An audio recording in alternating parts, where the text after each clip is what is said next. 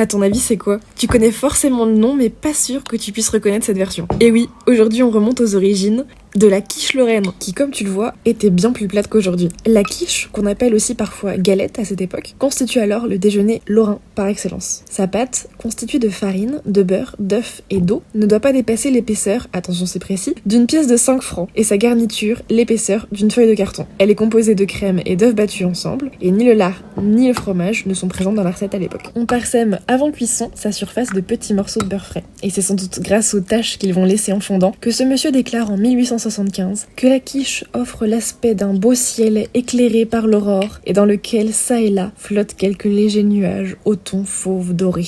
C'est pas le seul à être inspiré par les quiches, puisqu'un monsieur Michel plaide dès 1807 pour son entrée dans le dictionnaire, ce à quoi lui sera rétorqué par l'Académie française que dans un dictionnaire grammatical, le mot serait très déplacé. Quiche doit être conservé en Lorraine puisque c'est le nom d'une chose seulement connue en Lorraine. Il avait visiblement un peu moins d'intuition que Monsieur Michel. On cuit notre quiche 10 minutes à four flambant, ce qui, quand on sait que quiche vient de l'allemand Kuchen pour tarte, laisse penser que tarte flambée et quiche lorraine ont un jour été des synonymes. En attendant, C'est trop bon. et si tu t'intéresses à la cuisine historique, je t'invite à me suivre.